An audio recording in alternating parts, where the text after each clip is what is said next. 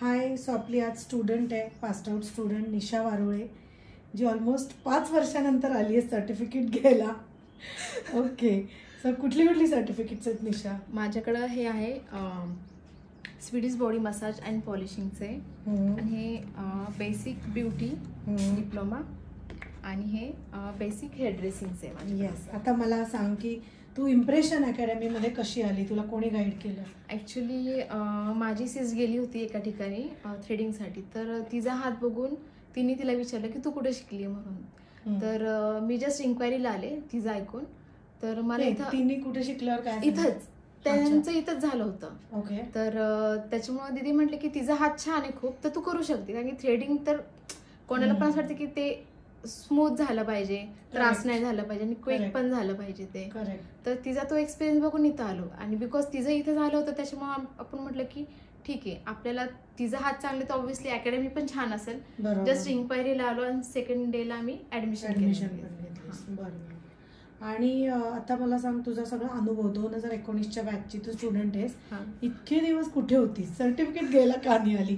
हा एक पहिला प्रश्न. दुसरा प्रश्न, गरज पडली नाही का? अजिबात नाही. तिसरा प्रश्न, कुठल्या एम्प्लॉयरने विचारलं नाही का की ठीक आहे मी आज तुझी ट्रायल घेतली पण सर्टिफिकेट दाखव? अजिबात नाही. Very good. आणि मला हे व्हिडिओ बघणाऱ्या प्रत्येकाला हेच सांगायचंय की हा शेवटी सर्टिफिकेट म्हणजे तसं बघितलं तर एक कागद आहे. It's a proof, it's like a receipt. शेवटी तुमच्या हातातनं जे उतरतंय, तुम्ही जे बोलताय समोर कस्टमरशी, तुम्हाला जॉब देणाऱ्या एम्प्लॉयरशी म्हणजे मालकाशी, त्याच्यावर तुम्हाला जॉब मिळणार आहे ऑब्व्हियसली. बरोबर आहे. आता मला तुझी सगळी जर्नी सांग, काय काय केलं 2019? इथून क्लास केला, प्रॅक्टिस मध्ये झालेल्या, आणि एका ठिकाणी इन्क्वायरी आली, मी गेले तिथं.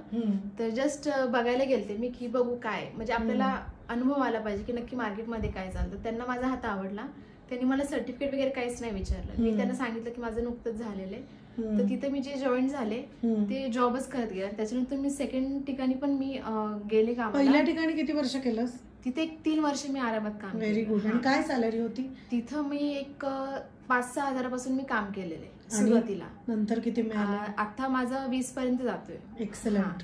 आणि त्याच्यानंतर तिथं अनुभव पण मला असे आले, आणि माझ्यामध्ये आणि बाकीच्या स्टुडंटमध्ये म्हणजे स्टाफमध्ये पण मला फरक जाणवला. तर मला असं वाटले की या राईट, मी जो डिसिजन घेतला तो बरोबर आहे. आपण एवढे असं काहींना वाटतं की एवढे पैसे देऊन एवढं शिकायचं, हे बाहेर पण भेटतं, पण ते चुकीचं आहे. करेक्ट. तुम्ही जेव्हा तिथं जाता, शिकता, ते मेन आहे. थेअरी प्रॅक्टिकल पण गरजेचं आहे.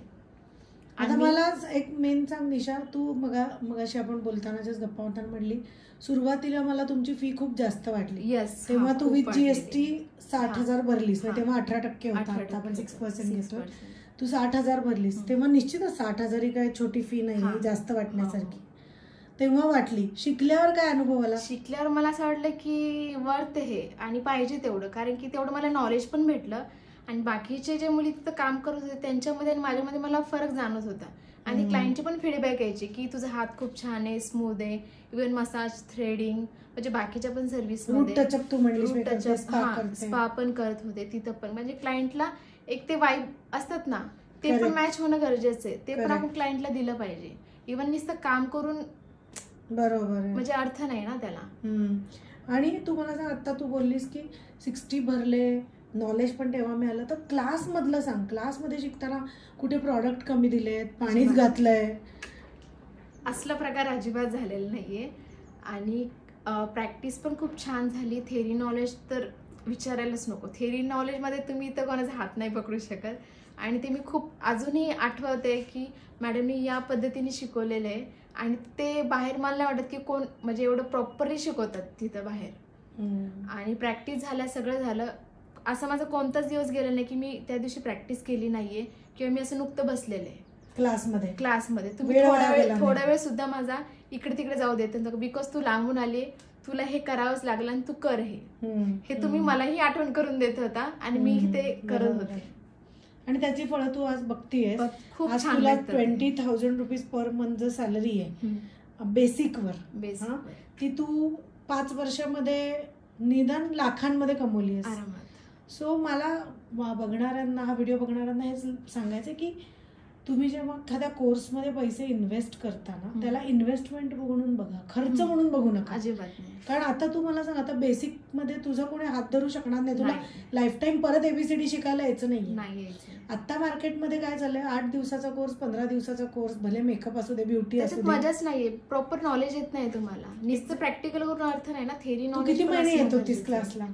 मी वर्षभर आले, प्रॅक्टिस माझी झाली आणि प्रॅक्टिस करता करताच मी जॉबला जॉईन झाले. आणि नशीब पण असं आहे की जिथं जिथं मी कामाला गेले तिथं मला माझा हात बघूनच मी जॉईन झाले. कोणी मला सर्टिफिकेट विचारलेलं नाहीये, त्याच्यामुळे मला आज लेट झाले सर्टिफिकेट घ्यायला. असं नाही, काय हरकत नाही. उलट तू खूप छान टेस्टिमोनियल आहेस की ज्या लोकांना फक्त अट्रॅक्शन असतं ना, सर्टिफिकेट मिळेगा क्या, सर्टिफिकेट, माझं नॉलेज आणि माझा हात ते पण गरजे. कारण की जे इंटरव्ह्यू घेतात त्यांना पण कळून येतं ना की याला किती नॉलेज आहे आणि किती करतं हे. त्याच्यामुळे सर्टिफिकेट कोणी विचारलं पण नाही.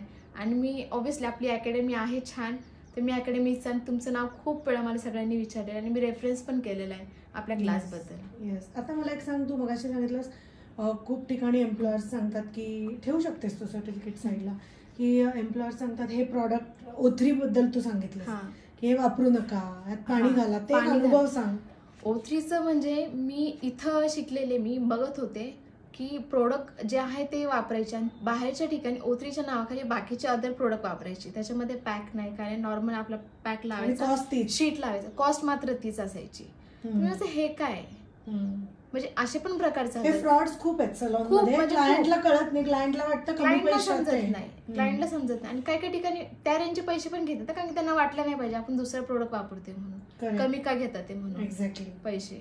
आणि प्रोडक्ट मध्ये पाणी वापरणं, प्रॅक्टिस करताना किती पाणी वापरले? अजिबात नाही. म्हणजे स्टुडंट क्लिन्झिंग मध्ये थोडस लाईटली एखादा ड्रॉप लागला, हा, त्याच्या व्यतिरिक्त पाण्याचा वापरच होत नव्हता. आणि आपण जेव्हा जे बाउल यूज करतो, धुतो, एका बाउल मध्ये तुम्ही सगळं क्लिन्झिंग स्क्रब करा, त्यातच पॅक वगैरे काढा, हे असं म्हणजे मला की बस. आणि इथे काय सवय होती, इथं म्हणजे क्लिन्झिंगला वेगळा बाउल असायचा, स्क्रबिंग साठी वेगळा, नंतर पॅक साठी वेगळा. तुम्हाला गरज पडली की तुम्ही एक्स्ट्रा बाउल ठेवा वाटलं तुमच्या स्वतःसाठी हात क्लीन करायला. आणि टिश्यू सुद्धा, हा टिश्यू सुद्धा ते एकच परत रिटर्न यूज होतं. ते म्हणजे हायजीनचं. तर तुला गंमत माहितीये, ह्या क्लास बद्दल बोलताना मुली हायजीन बद्दल मला वाटतं प्रत्येक रिव्ह्यू मध्ये 80% बोलतात आणि त्याच्यावरच आपल्या सगळ्या स्टुडंट्सची सलाम पण खूप चालतात आणि जॉब्स पण चांगले चालतात. आणि तू काही अनुभव सांगत होतीस की तुझ्याबरोबर ज्या को-वर्कर आहेत मुली जॉब करणाऱ्या, त्यांचा कसा प्रॉब्लेम यायचा की अर्धवट शिकलेल्या, त्यांना कॉटन कटिंग पण माहित नाही, काहीच नाही, फक्त घ्यायचं, काढायचं ते आणि तसंच करायचं. आणि त्याच्यानंतर जे वापरलेले आहेत आपण गाऊन म्हणा, टिश्यू म्हणा, ते रियूज करायचे तिथंच. आणि म्हणजे जे आपलं म्हणजे इन्स्ट्रुमेंट वगैरे क्लीन न करता तेच वापरायचं. पण स्पॅच्युला जो आहे, एक क्लायंट झाले आपण क्लीन करतो, करेक्ट, ठीक आहे, क्लीन न करता तोच दुसऱ्यांना वापरायचा. म्हणजे ते बघून आणि इतकं मला नाही करू वाटत आणि चिडचिड होती आपली. आणि हे खूप ठिकाणी झालेलं आहे. आय एम ग्लॅड की ज्या आमच्याकडे चांगल्या शिकलेल्या मुली आहेत ना, see we also can't make everybody happy. खूप किरकिऱ्या, कटकट करणारे आणि कंप्लेंट करणारे स्टुडंट्स असतात. I just focus on good students like you maybe, आणि ज्या आपल्या सक्सेसफुल आहेत की ज्या खरंच इम्प्रेशननी एक कल्चर जे डेव्हलप केलंय, good quality teaching, good hygiene, good practices, fair practices, जे तुम्ही सांगताय तेच करायचं. तुम्हाला 3 राऊंड जर मी फेशियलला शिकवले तर तेच क्लायंटला देणं. प्रॅक्टिस तर मी खूप केलंय इथं. म्हणजे जेवढे तुम्ही सांगितले की 10 करायचे, 15 करायचे, त्याच्यावर मी प्रॅक्टिस केलेली. असा एकही दिवस नाही मी तिथं प्रॅक्टिस केली नाहीये. म्हणजे सांगितले तेवढेच केलेले, त्याच्या व्यतिरिक्त पण मला जास्त प्रॅक्टिसेस भेटलेल्या आहे. आणि वेगवेगळ्या मॉडेलवर. नोट्स कशा होत्या आपल्या? नोट्स तर मी बुक पण रेडी केलेली आहे माझी त्यासाठी. आणि त्याच्याशिवाय सर्टिफिकेट पण मला भेटणार नव्हतं, तर मॅडमचं ऐकून मी सर्टिफिकेशन केलेलं आहे सगळं.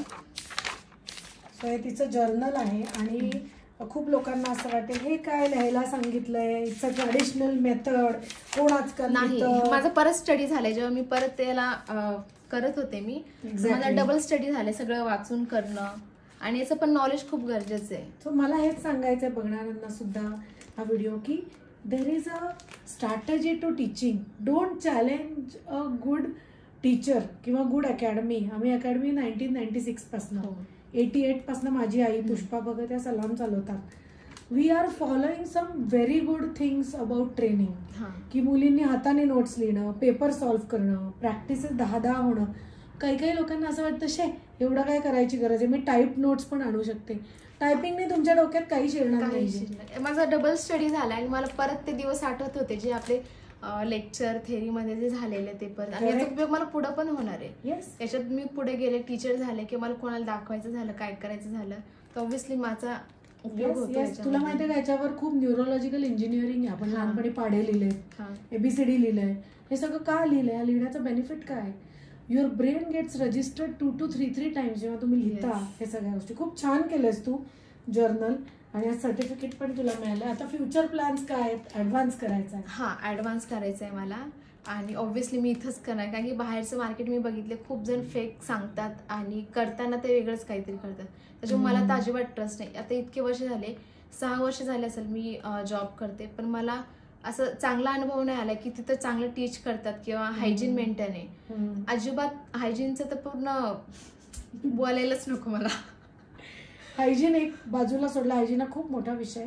पण आता मला सांग, तू आज सिलेबस घ्यायला आली आहेस ॲडव्हान्सचा, तुला काय वाटतं याच्यात? मी तुला सलॉन मॅनेजमेंट सांगितलं किंवा आता तू आपण हे बघत होतो, हे किती इम्पॉर्टंट आहे तुला? खूप म्हणजे खूप. आता मी काम करत असताना मी फक्त स्किनच्या रिलेटेडच करायचे, पण बाकीचे क्लायंट मी करायचे नाही हेअरच्या रिलेटेड जास्त करून, म्हणजे नॉर्मलच करायचे. पण असं वाटायचं की नाही, हे आपल्याला आलं पाहिजे आणि आपल्याला येतंय कुठंतरी, पण याचं बेसिक नॉलेज असणं गरजेचं आहे मुळापासूनचं. थेरी प्रॅक्टिकल नॉलेज कुणी करू शकतं बघून. आणि तुला नुसतं बेसिकवर आहे ना, 20,000च्या वर कोणी सॅलरी, हे तुझं चांगलं कौशल्य आहे, तू बोलू शकते, युअर अ गुड कम्युनिकेटर म्हणून तुला मिळतंय, आणि 6 वर्षाचा एक्सपिरियन्स आहे. अजून थोड्या वर्षांनी तू इथे स्टॅग्नंट होशील जर तू अपग्रेड नाही केलं स्वतःला. ऍडव्हान्स हेअरकट्स म्हण, कलर म्हण, रिबॉन्डिंग, स्ट्रेटनिंग, आपण सिस्टीन शिकवतोय. मी तुला आता म्हटलं सलॉन मॅनेजमेंट आहे, सलून मॅनेजमेंट, आता आपण हायड्रा ऍड करतोय, बोटॉक्स ऍड करतोय, आणि खूप गोष्टी नवीन येतात त्या आम्ही शिकवत राहतो. सो तुला काय वाटतं, ह्याच्याने तुझी सॅलरी 30-35 हजार तर नक्की जाईल? जास्त, बिकॉज माझं बेसिक एवढं स्ट्रॉंग झालेलं आहे ना, तर त्याच्यामध्ये माझा हात मला नाही वाटत की कोण पकडू शकतं. तर मी आता ऍडव्हान्स केलं तर ऑब्व्हियसली याच्यानंतर मी माझा बिझनेसच टाकायचं प्लॅन करेल. Very good. आणि तू चांगल्या प्रॅक्टिसने मग अकॅडमी सुरू करू शकते. मी कायम प्रत्येक व्हिडिओमध्ये पण सांगते मुलींना जे आपल्याकडे छान शिकल्यात की तुम्ही शिकवायला लागा. मार्केटमध्ये अर्धवट शिकलेले टीचर्स इतके आहेत आणि त्यांच्याकडे खोऱ्याने स्टुडंट्स जातात जे अर्धवट शिकून बाहेर पडतात. शेवटी हे मी असं बघते, आपण कान गोष्टी खेळायचो ना लहानपणी, तूच अर्धावट ऐकलंस तर पुढच्याला तू अर्धावट सांगणार, तू काहीतरी हाफ करून सांगणार, आणि शेवटच्याला जे कळतं ते वेगळंच असतं. सो आता मार्केट सिच्युएशन अशीच आहे. हे सगळं खूप जण असं दिखावा करतात की आमच्या इथे हे असं आहे, फक्त बाहेरून अकॅडमी म्हणा किंवा सलून म्हणा छान असतात रील्स, रील्स मध्ये, पण ऍक्च्युअल परिस्थिती काय असते. आम्ही जिथे काम करतो आम्हाला माहिती की क्लायंटला तुम्ही कसे हँडल करतात, काय देतात. प्रोडक्ट सांगताना एक सांगणार, करताना वेगळं काहीतरी करणार. क्लायंटला काही क्लायंटला नॉलेज नसतं त्या गोष्टीचं, काहींना नॉलेज असतं, फक्त हे आम्हाला असं पाहिजे ते असे दाखवतात. आणि क्लायंटने डोळे बंद केल्यावर तुम्ही जर चीट करत असाल तर you are collecting a bad karma also. तुम्ही कुकर्मच करताय, ते तेवढ्या पुरतच असतं. राईट. सो छान वाटलं आज तुझ्याशी गप्पा मारून. आणि मी 2019ची मला निशा आठवती, एवढी कॉन्फिडंट नव्हती, आज खूप कॉन्फिडंट आणि छान आहे. थँक्यू व्हेरी मच, आणि मजा आली बोलून तुझ्याशी. भेटूयात आता ऍडव्हान्स कोर्स. नक्कीच.